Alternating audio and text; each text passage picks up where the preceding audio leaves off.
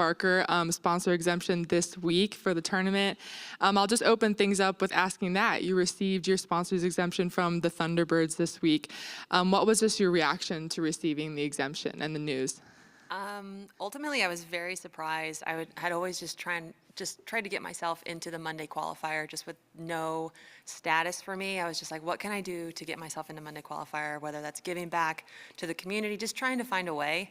And what was super funny was there was a group of people who happened to get on a makeshift phone call, which was to talk about the children's clinic that I was going to be a part of, that I already said yes to. And all these people are on this call and they start talking about the kids clinic, and then all of a sudden they go, "No, we're just kidding. Gabby, we're here on this call to tell you that we're gonna give you the sponsor exemption into the Ford Championship." I mean, tears are rolling and everything was just like, am I really getting this sponsor exemption? And they were super excited, and I'm just fortunate that the Thunderbirds were able to give me the opportunity to get out there and showcase my game in front of the world alongside the best players in the world.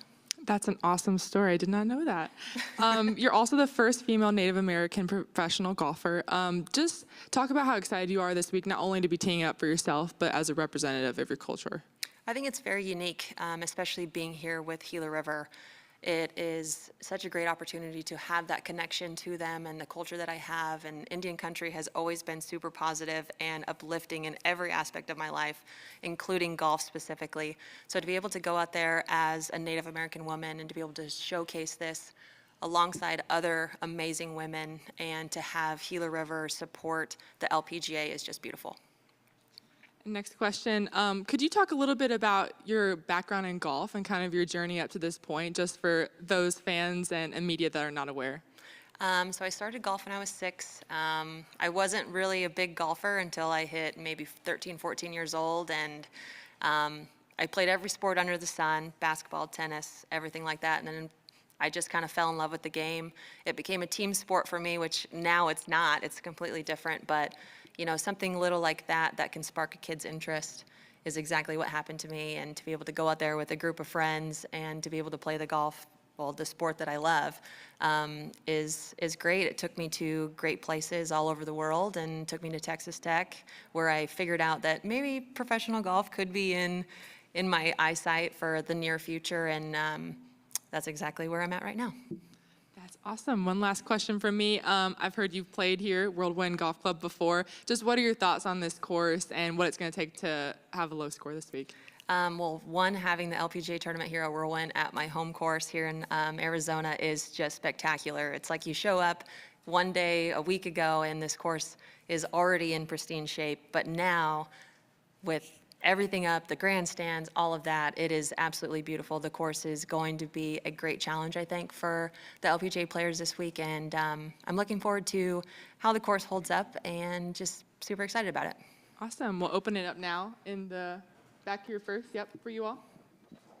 Hey, Gabby. Hi. First of all, myself and everyone else from Whirlwind Golf Club are super pumped to see you up there, super proud of what you have achieved so far. You've had a little bit of a difficult year up to this point, and I wanted to touch base on that because you had an incident during the LATQ school, and it was really cool how you handled that, especially myself being a professional golfer, to see, you know, stuff like that can completely break you, and now you're standing up there about to play on the biggest tour in the world. So can you just quickly let everyone know kind of what happened and where you are now? Yeah, so the story about what happened at the beginning of December, it was LETQ school. And unfortunately, I had been working my tail off to be able to perform well at Q school and went all the way to Morocco, flew all the way there, paid the money, and unfortunately, I happened to miss my tee time. I have no idea. I had 12 hours of sleep. I don't know if it was jet lag or what, just didn't wake up. And, you know, it was a whirlwind. I mean, I don't think I've cried that much in my entire life for something like that because it was such a good opportunity to go out there and travel the world, experience it. Sorry, I'm kind of talking about it. Still hurts. But now it's like, I don't think I would be where I was without that. Golf is hard in itself, but looking back, it's like, okay, I know that I've overcome so much stuff, whether it's life, golf, other challenges, and to know that I've made it through all that is just like a pat on the back. It's kind of crazy. So, but yeah, I wouldn't be there without it. I wouldn't be here without it. Love you. All right, in the front here, Candace. Hi, Gabby. I wonder, could you talk a little bit about the relationship you might have with Nota Begay? Yeah, so that is such a great, I love the story. So back when I was at Texas Tech, I was playing really well, and my coach knows Nota Begay really well. They grew up in the same area in New Mexico. And my coach reached out to Nota and goes, hey, I have this girl, she's native, she plays for me, and she's playing really well. I wonder if I can connect you guys. And so he kind of gets a little skeptical about it, like a native girl playing in like college golf, because it's never heard of. Like, I mean, you get the rare occasion, but the fact that my coach was really excited about it gave him like this, who is this girl? And so he goes to the world ranking, golf stat ranking, and he starts scrolling and scrolling, trying to find my name. And he's like, I don't see your name on there. But at the time, I was #1 in the country, and he had no idea. And so since then, it's always kind of this great relationship that we've built in terms of he's been my mentor, and he's been giving me all access to his brain in terms of hitting golf shots or learning the business side of golf. So ultimately, I owe a lot to him. He has definitely helped me and gave me this journey of golf as a career, and he's been sitting right beside me. All right, go ahead. Hey, Gabby. I actually just talked to Noda yesterday. He says hi. But he also said that, you know, you're a wonderful representative of the Native American community. What does that mean to you to hear that from him? Probably more than you know.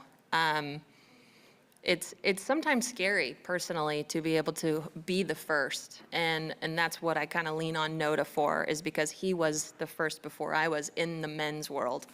And so for me, as a woman golfer, it's challenging. I definitely get put in the spotlight a little more than I would like. But it's beautiful to be able to share about my culture and to be able to be a representative for Indian country, for really any Native American community out there. Any way that I can help push our culture and push the boundaries of what we have set for us, that's what I'm willing to do. Awesome. And just one more question for me. How does your game feel going into this week? It feels a little different topic, but yeah. It honestly feels good. I mean, I've been working since November to be able to prepare for LET, and then that went wrong, but I was like, okay, something's gonna come up, something's gonna happen, something's gonna get these wheels turning, and that's why I was so excited to get the sponsor exemption, because my game is trending in the right direction. And I'm hoping that this week is kind of where I showcase it. All right, Phil. Hi, Gabby. I know that you were involved with the Youth Community Day. Our girls golf program was there. Obviously, we're working hard to get more girls into the game. So could you just talk about what getting more girls and being an inspiration means to you? You know, I definitely believe that girls need to be out doing golf, and because I feel like it has given me such a, I don't know, like an opening to getting to meet new people, their relationships, and building confidence, and being able to walk up to a golf course that is mainly surrounded by men, and just to feel comfortable. And so to see all the girls out there just having a blast and just living in the moment, you know, sometimes I want to take that, you know, I want to go back and feel that way too. But no, I think it's beautiful to see all these girls just loving the game of golf. One of our slogans for the program is Little Girls, Big Dreams. So can you maybe reflect on what some of your dreams were when you were younger? Well, first it was basketball, but in relation to golf, you know, everybody dreams of something that they do is going to be really big and dramatic, and to be able to now look back at little me and say, you know, I played in the U.S. Women's Open. Nobody, you know, that's an accolade that not very many people can talk about, and for me to be out here and just for one say that I am a professional golfer is ridiculous. Little 6-year-old Gabby probably wouldn't have thought that. All right, one more from Candace.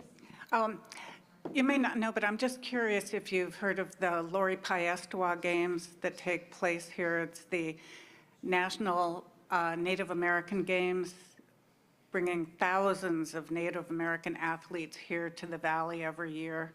and they don't have golf yet.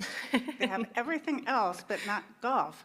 So that might be something. Maybe that's something we can work on. You might want to lobby for that, especially talking about getting girls in golf. They have Native girls doing weightlifting, basketball, volleyball, everything, except golf. I think that's something that we can work on. We'll talk. All right, Great. thanks. All right, Sarah, do you have any? Yeah, just one more. I know, obviously, I've had plenty of competitive experience playing in the Epson Tour, especially in the desert out here.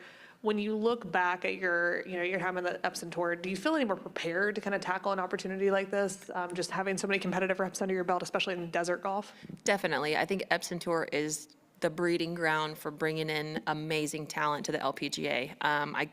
I know friends who I've been playing against for the last couple of years, and it's like you can see them just grow on the Epson Tour, just watching them. I mean, even for me, I mean, I can't physically see it, but I can see my friends doing it, and to be able to see them out here on this stage, I mean, that's exactly where we all need to be. It's just, Epson Tour is giving us those, I don't know, like the foundation to become a really, really good golfer. Awesome. Thank you so much, Gabby. Thank you.